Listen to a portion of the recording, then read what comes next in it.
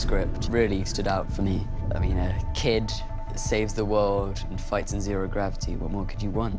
We had an incredibly intelligent group of kids and an incredibly fun group of kids. Action on the skate.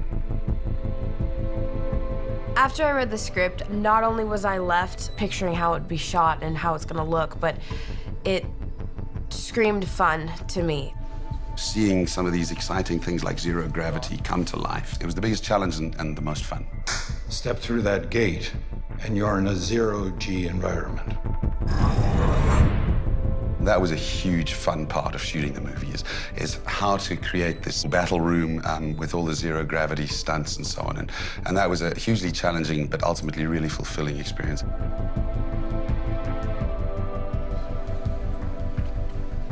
We're actually good with these two stars, personally. Garrett Warren has massive experience in terms of the gymnastic requirements. Kids on wires in spinning hoops with Cirque du Soleil performers helping train them. 2, 1.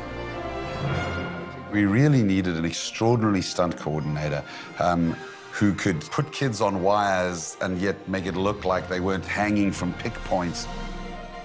I have worked on a number of science fiction movies before this movie. And, you know, although I do love all those movies and they're great, this movie is by far one of my most favorite movies I've ever done, hands down, whether it be science fiction or not. He's spent more than a decade researching how to create zero gravity. Floating weightless is so difficult that most adults, even gymnasts, can't grasp it. You have to be able to simulate and act like you're floating weightless, even though you're on wires or on an arm. It's really actually not just hanging on wires. Garrett has come up with some incredible rigs. This film, I think, is probably more challenging than any film that's done zero gravity because of the sustained periods of time that we spend in a zero gravity environment. We designed an apparatus specifically for this movie called the Lollipop. It's a suspended speed rail arm that has a counterbalance on one side and a puppeteering ring that you can actually steer somebody with.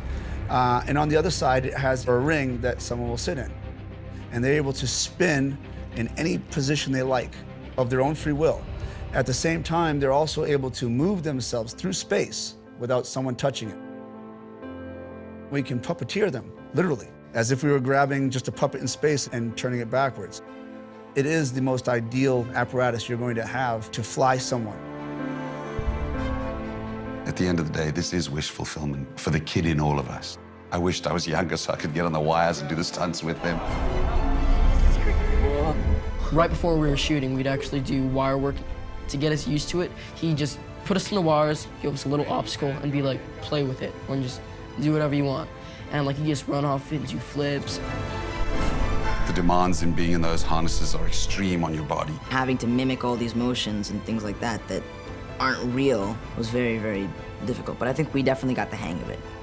Garrett helped me keep gravity in mind when you want to like flip and you have to keep in a constant motion, or else like, because when you're in zero gravity, you can't speed up or slow down. Garrett is brilliant with kids, full of positive energy. He is so enthusiastic about what he does, and that just makes it so much more fun for us.